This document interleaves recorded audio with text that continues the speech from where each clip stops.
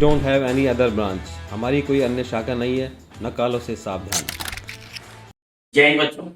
कल हम लोगों ने इल्तुतमिश तक का टॉपिक कर लिया था मध्यकालीन इतिहास में दिल्ली सल्तनत में। आज हम उससे आगे का टॉपिक करेंगे, उससे आगे का टॉपिक देखेंगे, उसके आगे के जो सुल्तान दिल्ली सल्तनत में बने हैं उनके बारे में स्टडी करते हैं। ठीक है, इसी क्रम में हम लोग आगे स्टार्ट करते हैं। और आप यहाँ देखिए, आप लोगों ने पढ़ा होगा कि मध्यकालीन इतिहास में रजिया सुल्तान भी दिल्ली सल्तनत की पहली महिला शासिका थी जो इल्तुतमिश की बेटी थी। और आप इनके बारे में पढ़ेंगे कि जो इल्तुतमिश था उसने अपने जीवन काल में अपनी पुत्री को ही अपना उत्तराधिकारी घोषित कर दिया था। ये भी क्वेश्चन पूछा जाता है कि दिल्ली सल्तनत के उस सुल्तान का नाम बताएं जिन्होंने अपने समय में ही, अपने जीवन काल के समय में ही अपनी पुत्री को अपना उत्तराधिकारी घोषित कर दिया था।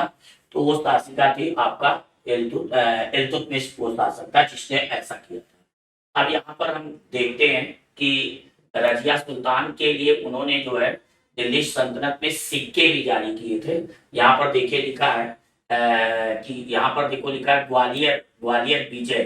तो ग्वालियर विजय के उपलक्ष्य में उसने सिक्कों पर रजिया का नाम लिखवाया था। तो ये भी आपसे पेपर में क्वेश्चन पूछा जा सकता है कि कौन सी विजय, तो उसने ग्वालियर विजय के बाद अपने सिक्कों पर रजिया का नाम अंकित कराया था, जिससे पता चलता है कि वो अपना उत्तराधिकारी अपनी पुत्री को घोषित करना चाहता था।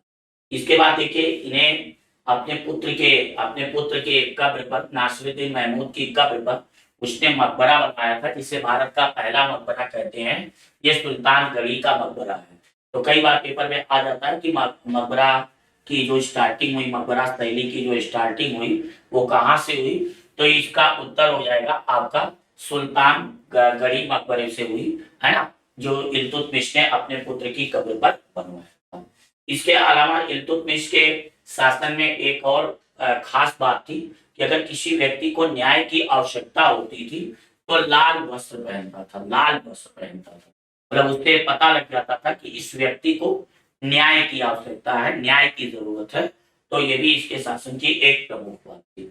जब इल्तुतमिश की डेथ हो गई तो इल्तुतमिश की डेथ के बाद जो है, जो अगला शासक बनता है वो रुकनुद्दीन फिरोज शाह बनता है। यहाँ देखिए आप अपने नोट्स में देखेंगे तो यहाँ पर आप देखिए साफ साफ लिखा है कि इल्तुतमिश ने अपनी मृत्यु के पूर्व अपनी पुत्री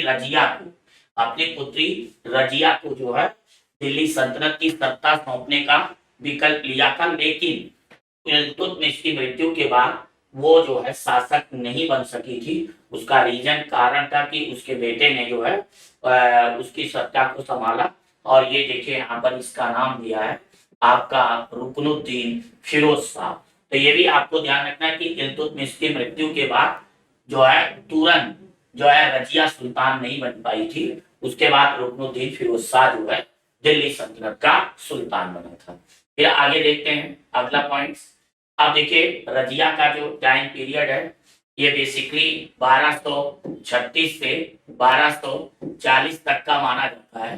1236 से 1240 तक का टाइम पीरियड जो है रजिया का माना जाता है। रजिया का 1236 से 1240 तक का माना जाता है।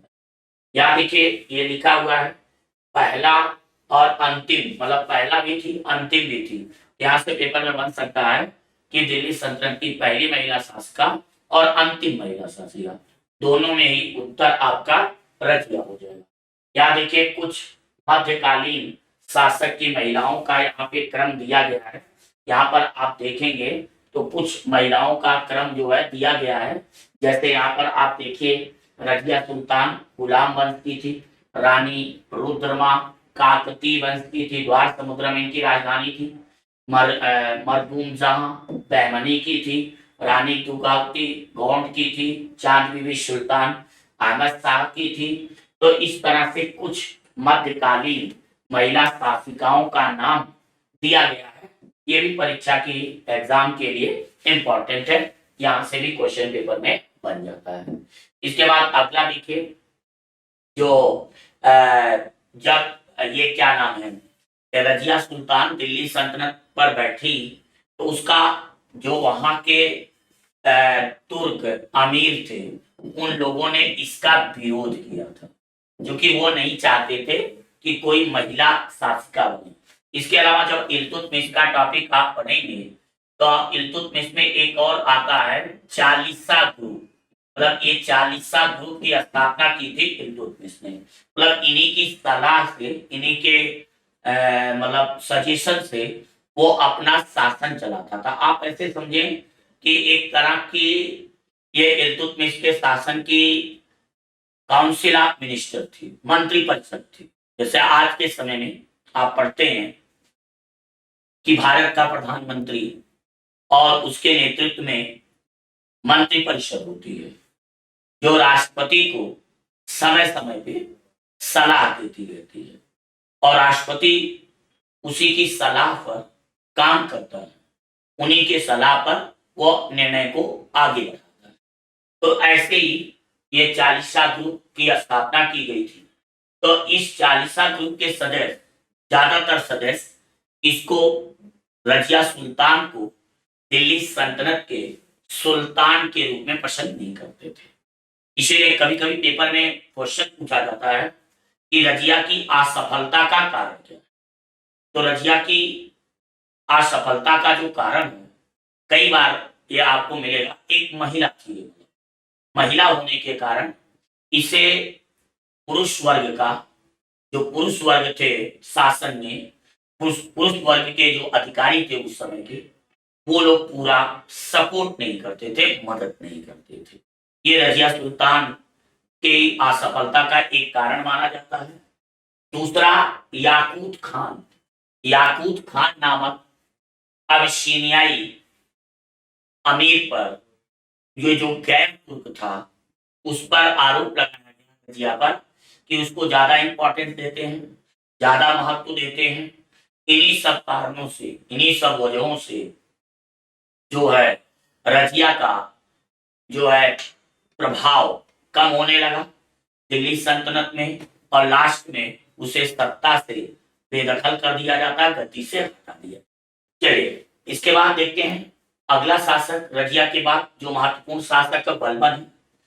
बलबन वो शासक था जिसने, जो अभी आपको कुछ देर पहले बताया था कि इल्तुतमिश ने एक ग्रुप बनाया था, तो उसको हम एक्चुअली तुर्कान ए चहलगानी कहते थे। तुर्कान ए चहलगानी। तो इस ग्रुप को उसने समाप्त कर दिया था। इल्तुतमिश ने जो चालीसा ग्रुप बनाया था उसको बलबन ने समाप्त कर। यहां से क्वेश्चन ऐसे बन सकता है कि किसने समाप्त कर दिया? बलबन ने। बलबन जो था ये भी गुलाम वंश से ही था। इसका भी गुलाम वंश के शासक के रूप में नाम आता है। ये जो मतलब निम्न कुल के लोग होते थे, जो गरीब वर्ग के लोग होते थे, उनसे ये बड़ी नफरत करता था। यहाँ देखिए लिखा है, बर्नी ने लिखा है कि जब भी मैं किसी नीच कुल में उत्पन्न व्यक्ति को देखता हूं तो मेरी आंखें में अंगारे फूटने लगती। मतलब इसी से पता लगता है कि वो निम्न कुल के लोगों को बलबन पसंद नहीं करता। तो यहां से आपका एक क्वेश्चन बन सकता है। इसके अलावा बलबन ने एक सिद्धांत दिया था, जिल्ले इलाही। मतलब उसी ने बताया कि जो सुल्तान है, सुल्तान जो है वो पृथ्वी पर, सुल्तान जो है पृथ्वी पर ईश्वर की छाया, ईश्वर की छाया। आप ऐसे समझिए, बलबन ने ये कहा कि इस पृथ्वी पर अगर ईश्वर के बाद किसी का स्थान है तो वो सुल्तान का। यहाँ देखिए लिखा है जिले इलाही। जिले इलाही की पदवी इसने धारण की थी, है ना। ब्रैकेट में देखिए लिखा है जिले ए इलाही, है ना। ब्रैकेट में आप देखेंगे तो वहां लिखा है ईश्वर की छाया। इसके अलावा इसके समय में दो प्रथा प्रचलित हुई थी, दो प्रथा की शुरुआत हुई थी, है ना। जो फारसी त्योहार है नवरोज, उसी को भी बलबन ने शुरू कराया था, है ना। इसके समय में सिजदा, सिजदा और पाबूस, जो ये परंपरा है, सिजदा व पाबूस, ये जो परंपरा है, ये जो शुरू किया था वो बलबन ने। सिजदा में क्या होता था? घुटनों के बल झुकना होता था सुल्तान के सामने, और पाबोश में क्या होता था, उसके पैर को टच करना, चूमना, ये काम होता था। तो इससे पता लगता है कि यह राजशाही को ज्यादा महत्व देता, बलबन जो है राजशाही को ज्यादा महत्व देता। तो आप यहां से समझ सकते हैं कि अगर आपसे कभी पेपर में पूछा जाए कि नवरोज त्योहार किसने किया, सीधा पाबोस प्रथा किसने शुरू की, है ना, ये सब शुरुआत किसने की, तो ये सब बलबन ने की। इसके अलावा बलबन ने अपने विरोधियों के रक्त और लौह नीति अपनाई, रक्त और लौह नीति। तो ये भी देखिए अच्छा क्वेश्चन है, पेपर में पूछा जा सकता है कि बलबन ने किसके खिलाफ रक्त और लौह की नीति अपनाई, तो उसका उत्तर हो जाएगा अपने विरोधियों के पास। इसके समय में जो गुप्तचर लोग होते थे उन्हें बरीद कहते थे। गुप्तचर को क्या कहा जाता था, बरीद कहा जाता। जैसे क्वेश्चन आए कि दिल्ली सल्तनत में बरीद का मतलब क्या है, तो आप बताएंगे कि दिल्ली सल्तनत में बरीद का मतलब गुप्तचर से, जैसे आजकल होता है इंटेलिजेंस ब्यूरो वगैरह होता है भारत सरकार के, मतलब खुफिया एजेंसी की तरह। तो आप ऐसे समझ सकते हैं कि जो बरीद है वो एक खुफिया एजेंसी की तरह काम करता है। चलिए इसके बाद आगे देखते हैं। यहां देखिए गढ़ मुक्तेश्वर की मस्जिद पर, यहां लिखा है गढ़ मुक्तेश्वर, है ना, गढ़ मुक्तेश्वर। गढ़ मुक्तेश्वर की मस्जिद पर उसने स्वयं को खलीफा का सहायक, स्वयं को खलीफा का सहायक। चलिए अगला कुछ आगे देखते हैं। ये बलबन के लास्ट, जो बलबन का शासन शुरू होता है वो 1266-65 से 1290 तक। इसके बाद गुलाम वंश की सत्ता समाप्त हुई। आपने देखा होगा 1206 से लेकर 1290 तक दिल्ली सल्तनत में गुलाम वंश का शासन, मतलब दिल्ली सल्तनत की शुरुआत ही जो हुई वो गुलाम वंश। इसके बाद जब इन शासकों का वंश समाप्त हो गया तो नया वंश जो शुरू होता है वो खिलजी वंश होता है। यानी दिल्ली सल्तनत में गुलाम वंश के बाद जो अगला वंश आता है वो खिलजी वंश। खिलजी वंश की स्थापना जलालुद्दीन फिरोज खिलजी ने की, है ना। अलाउद्दीन खिलजी इस वंश का सबसे प्रसिद्ध शासक, और ये सबसे कम समय तक 1290 से 1320 तक आप देख सकते हैं, सबसे कम समय तक शासन किया, सबसे कम समय तक ये वंश शासन किया दिल्ली सल्तनत में। अगर कभी पेपर में पूछा जाए कि दिल्ली सल्तनत में सबसे कम समय तक शासन करने वाला वंश, तो आपका उत्तर हो जाएगा खिलजी वंश। इसमें जो सबसे ज्यादा हम पढ़ते हैं, जहां से पेपर में क्वेश्चन आता है वो खिलजी वंश। चलिए आगे देखते हैं इसमें खिलजी वंश। खिलजी वंश में आपको कई चीजें हम बता देते हैं आगे। देखिए खिलजी वंश के बारे में सबसे पहली बात आपको बताते हैं, अलाउद्दीन खिलजी ने सेना को नगद, सेना को नगद वेतन देने की व्यवस्था की, सेना को नगद वेतन देने की व्यवस्था की। यह काम अलाउद्दीन खिलजी ने किया। इसके अलावा जो भूमि होती है, भूमि का विश्वा मानक, जैसे आप सुनते होंगे विश्वा, एक विश्वा दो विश्वा, इसी ने तैयार किया भूमि का विश्वा मानक। इसके अलावा अलाउद्दीन खिलजी को एक और काम के लिए जाना जाता है, बाजार व्यवस्था, है ना, बाजार व्यवस्था। तो दिल्ली सल्तनत में उसने बाजार व्यवस्था का जनक माना जाता है। बाजार व्यवस्था की शुरुआत दिल्ली सल्तनत में अलाउद्दीन खिलजी ने की। तो बाजार व्यवस्था का जनक जो है वो इसी को माना जाता है। इसके समय में एक बाजार लगती थी, मार्केट लगती थी, जैसे आज के समय में भारत में सार्वजनिक वितरण प्रणाली, तो इस तरह से अलाउद्दीन खिलजी ने ये सब काम किया। सैनिकों को हुलिया रखने की, मतलब पहचान, उनकी पहचान रखने की प्रथा का परंपरा का प्रचलन किया। नगद वेतन देने की व्यवस्था की शुरुआत की। और अलाउद्दीन खिलजी को अपने शासन में सबसे ज्यादा जो डर लगा वो मंगोल आक्रमण से लगा। किससे लगा? मंगोल आक्रमण। ये भी आपको ध्यान रखना। अगर कभी पेपर में क्वेश्चन आए कि अलाउद्दीन खिलजी को अपने शासन में सबसे ज्यादा डर जो लगा वो किससे लगा? मंगोल आक्रमण। इसके अलावा आप खिलजी वंश के बारे में आप एक चीज और ध्यान रखेंगे, आप एक चीज और नोटिस रखेंगे कि जो कुछ खिलजी वंश में हुआ उसमें मैक्सिमम श्रेय अलाउद्दीन खिलजी। इसका एक फेमस प्रसिद्ध सेनापति था मलिक काफूर, जिसने इसके दक्षिण भारत के विजय में काफी बड़ा रोल अदा किया। अगर कभी परीक्षा में पूछा जाए कि दक्षिण भारत के विजय में सबसे बड़ा योगदान किसका रहा, तो आप बताएंगे दक्षिण भारत के विजय में सबसे बड़ा योगदान अलाउद्दीन खिलजी के शासन में मलिक काफूर। मलिक काफूर को 1000 के दिनारी कहते थे, क्योंकि उसे 1000 दिनार में खरीदा गया था, इसीलिए उसे 1000 के दिनारी के नाम से जानते।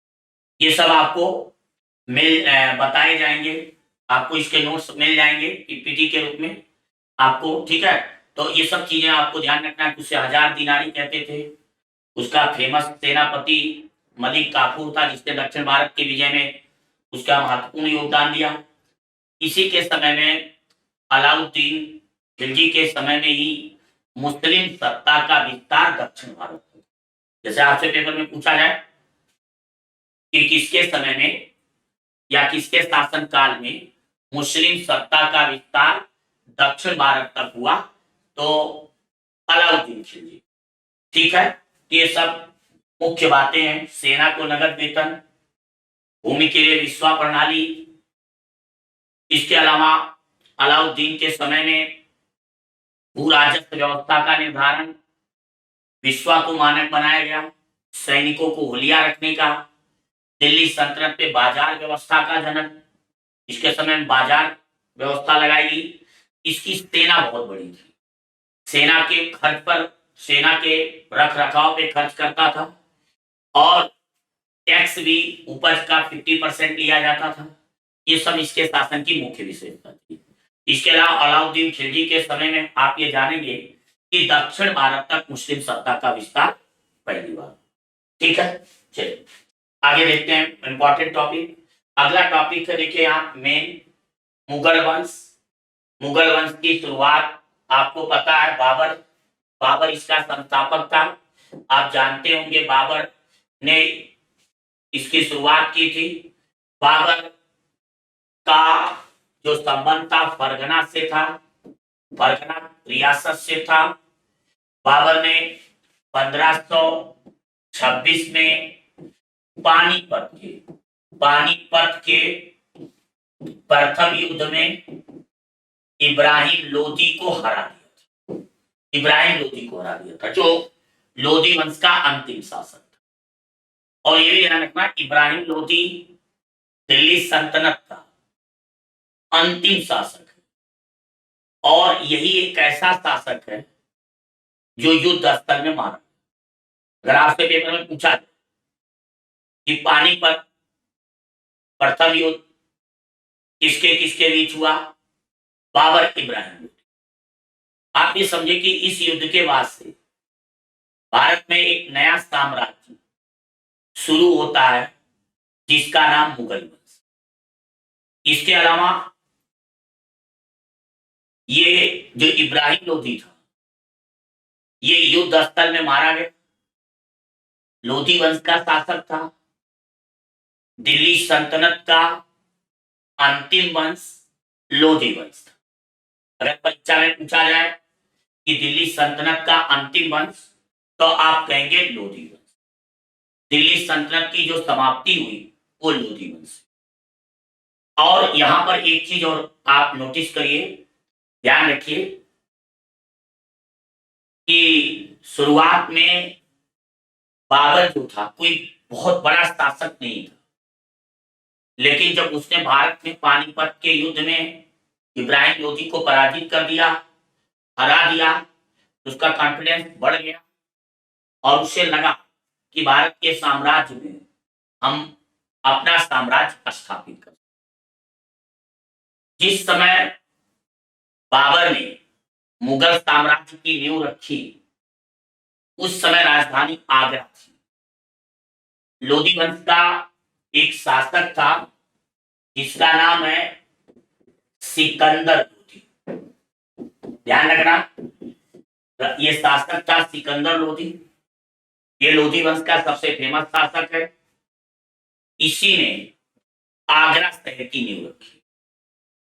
1504 में इसने आगरा शहर की नींव रखी और 1506 में इसने आगरा को राजधानी बनाया। तो एक क्वेश्चन आपको यहां से भी बन सकता है कि भाई दिल्ली सल्तनत की राजधानी आगरा किसने की? सिकंदर लोधी। आगरा की स्थापना किसने की? सिकंदर। यहां से आपको यह ध्यान रखना है कि जिस समय बाबर भारत की सत्ता को काबिज करता है, हासिल करता है, उस समय राजधानी जो थी वो आगरा थी। ये आपको ध्यान, जैसे आपको एक चीज और यहां बता दें, जब कुतुबुद्दीन ऐबक दिल्ली सल्तनत की शुरुआत करता है तो लाहौर से शासन, लेकिन जब इल्तुतमिश पहला सुल्तान बनता है तो वो अपनी राजधानी को दिल्ली कर देता, तो वहां से दिल्ली नाम रखा गया। इसका नाम दिल्ली सल्तनत इसीलिए रखा गया क्योंकि इसमें जो डेवलपमेंट, विकास जो कुछ हुआ वो सब दिल्ली सल्तनत के ही क्षेत्र में हुआ, दिल्ली सल्तनत के रीजन में हुआ, इसीलिए इसका नाम दिल्ली सल्तनत। बाबर के बाद हुमायूं, हुमायूं के बाद अकबर, अकबर के बाद जहांगीर, जहांगीर के बाद शाहजहां, शाहजहां के बाद औरंगजेब। ये सब मेन पॉइंट्स हैं जो पेपर में पूछे जाते हैं, आते रहते हैं। ये जो दारा सिकोह था ये शाहजहां का लड़का था। आगे बताएंगे कि दारा सिकोह और औरंगजेब के बीच में एक संघर्ष चला जिसमें दारा सिकोह की हत्या कर दी जाती है और औरंगजेब मुगल बादशाह बन। इसके अलावा यहां और एक चीज देखेंगे कि मुगल साम्राज्य में जो शासक थे उन्हें बादशाह, उन्हें बादशाह।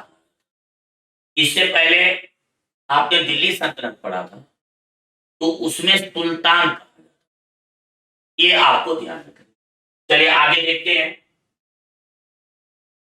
ये सब शासकों के क्रम दिल्ली आपके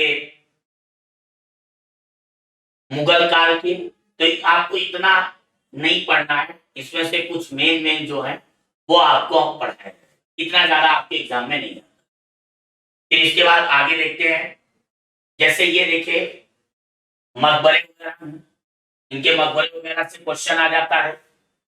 बाबर का मकबरा काबुल में, हुमायूं का दिल्ली में, अकबर का सिकंदरा आगरा में, जहांगीर का लाहौर में सैदरा में, शाहजहां का आगरा में, औरंगजेब का औरंगाबाद। तो ये सब बेसिक क्वेश्चंस हैं जहां से पेपर में बराबर पूछे जाते हैं, आते रहते हैं।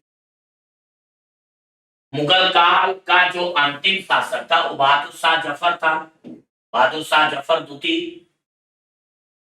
इनका निधन रंगून में हुआ था जब 1857 की क्रांति आप पढ़ते हैं तो उस समय के जो विद्रोही थे उन्होंने अपना नेता, मतलब उन्होंने अपना राजा, बादशाह जो डिक्लेयर किया था वो बहादुर शाह जफर को किया था।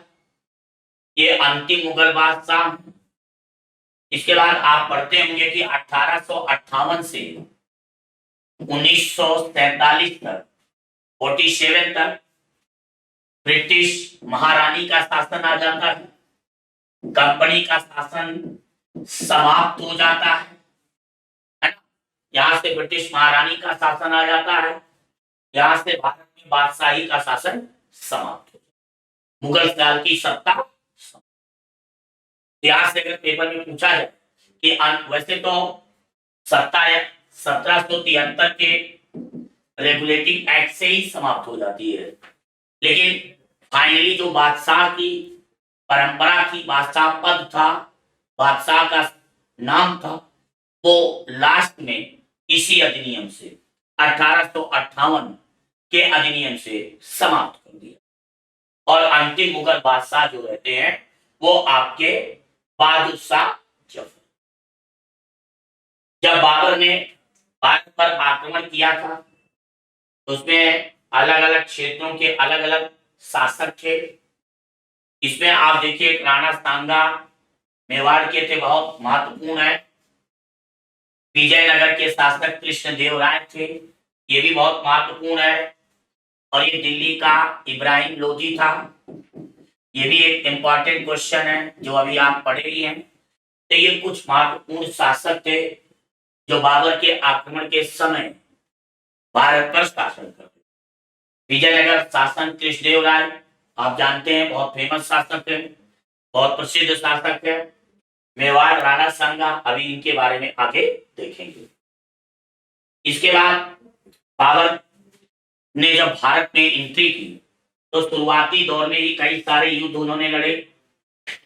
पानीपत का युद्ध, खानवा का युद्ध, चंदेरी का युद्ध, घाघरा, ये सारे के सारे युद्ध बाबर ने लड़े। 1530 में बाबर की मृत्यु हो जाती है। उसके बाद जो शासक बनता है हुमायूं बनता है। ये जो चौसा और कन्नौज का युद्ध है इसको आप पढ़ेंगे, शेरशाह सूरी और हुमायूं के बीच में, शेरशाह सूरी और हुमायूं। बाबर ने अपनी आत्मकथा लिखी थी तुजुक ए बाबरी, ये देखिए तुर्की भाषा में लिखी थी, है ना। बाद में फारसी में इसका अनुवाद किया गया था। इसके बाद अब्दुल रहीम खान खाना ने इस मतलब में यही नाम आता है और इसका इंग्लिश में भी अनुवाद हुआ है। मतलब बाबर नामा का फारसी के साथ साथ इंग्लिश में भी अनुवाद हुआ है। जब हुमायूं दिल्ली मुगल काल की गद्दी पर बैठा तो उसने अपने प्रांत की व्यवस्था को अपने भाइयों में बांट दिया। कहते हैं ये हुमायूं की सबसे बड़ी भूल है कि उसने अपना साम्राज्य अपने भाइयों में बांटा। ये सब देखिए यहाँ लिखा है, मेवाड़, संभल, है ना, कहाँ का शासक कौन था इनके बारे में लिखा। ये देखिए मुगल काल का जो शासन पीरियड था उसमें बहुत सारे डिपार्टमेंट थे, विभाग थे। उन विभागों को अलग अलग नाम से जाना जाता था। जैसे यहाँ देखिए दीवान ए वजारत एक बहुत महत्वपूर्ण विभाग है, दीवान ए बरीद एक बहुत महत्वपूर्ण विभाग है, दीवान ए आरिफ सेना से संबंधित है, बलबन पहला शासक है जिसने इस डिपार्टमेंट को बनाया था, दीवान ए आरिफ। पूछा भी जाता है कि सबसे पहले दीवान ए आरिफ डिपार्टमेंट की स्थापना किसके द्वारा की गई थी? बलबन के द्वारा की। यहाँ देखिए दीवान ए इंसाफ, ये सुल्तान जो अपने आदेश वगैरह देता था, जो उनको लिखने का कार्य करता था। दीवान ए रसाल चाहिए, दीवान ए रसाल, ये ऐसा विभाग है जो आज के समय में जैसे विदेश विभाग होता है उनसे संबंधित। तो ये सब आपको मुख्य विभाग हैं, इनसे क्वेश्चन आते हैं। इन विभागों का नाम देकर पेपर में पूछ लिया जाता है कि इन्हें किन किन नामों से जाना।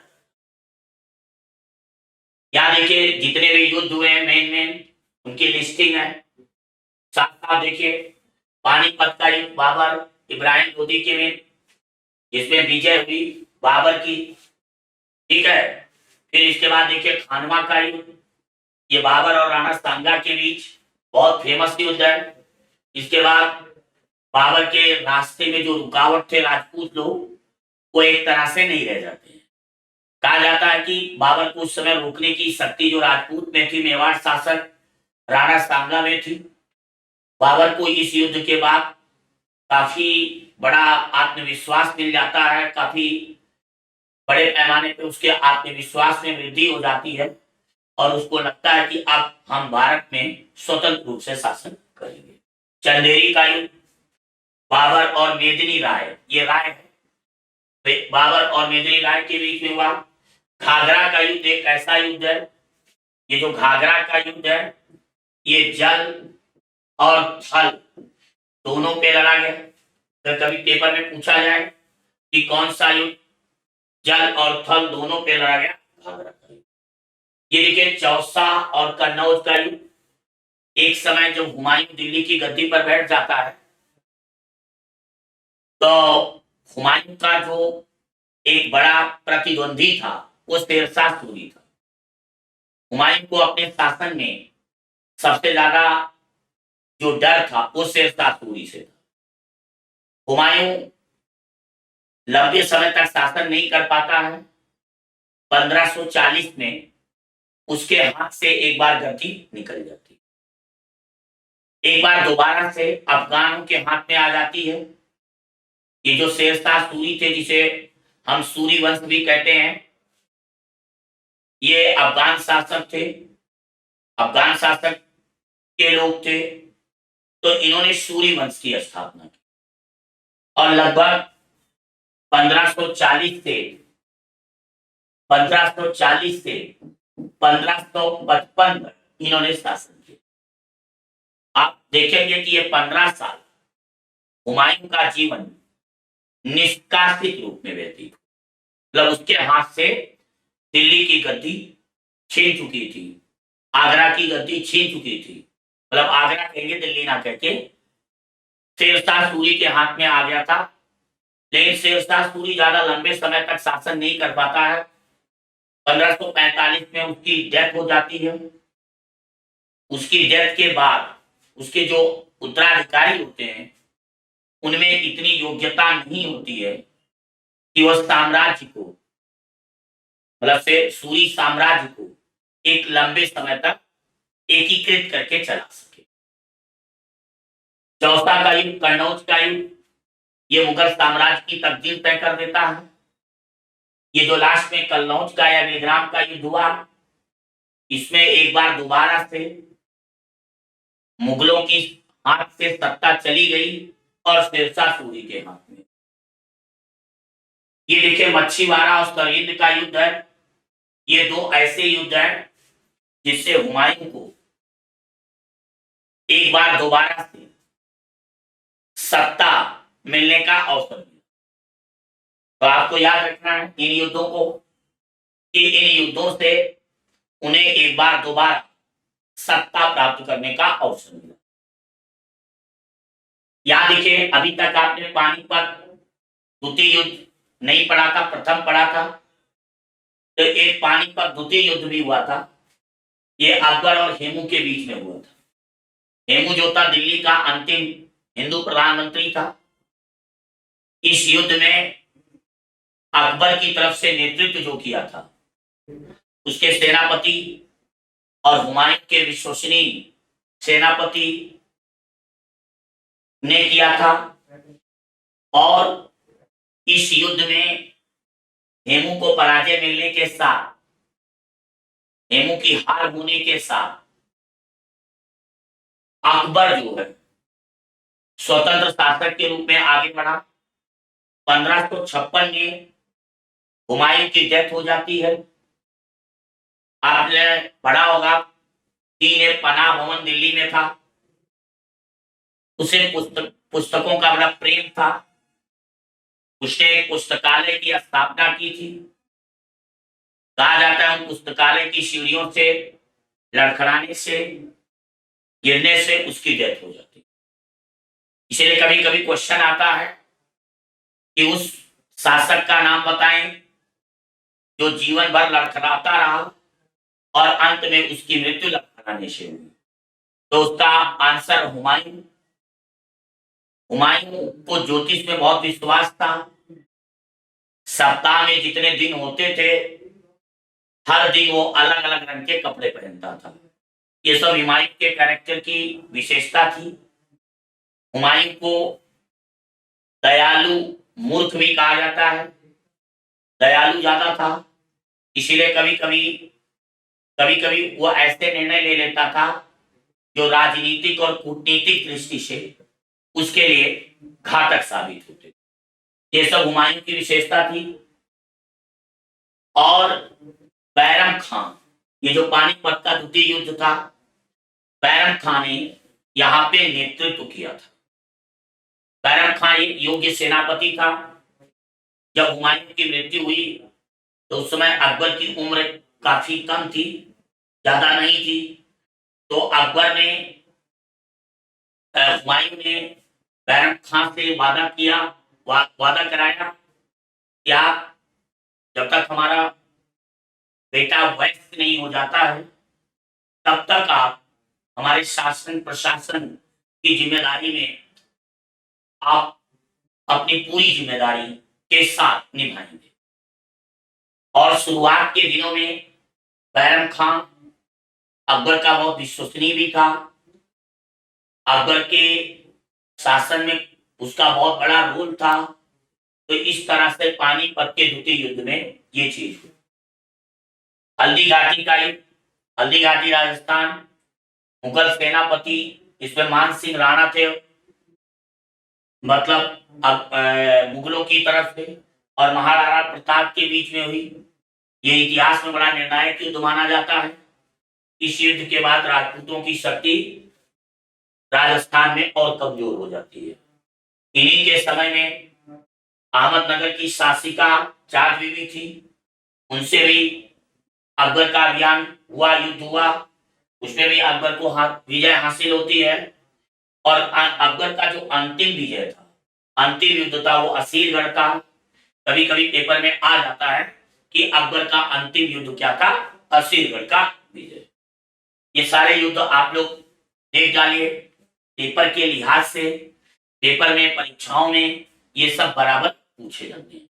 यहाँ हम लोग उन्हीं चीजों को डिस्कस कर रहे हैं, उन्हीं चीजों पे ज्यादा फोकस कर रहे हैं जो परीक्षा के लिए बहुत उपयोगी है। ठीक है बेटा, आगे नेक्स्ट वीडियो में इसके आगे मिलते हैं। जय Hind. Kindly subscribe D-Day YouTube channel and don't forget to press bell icon.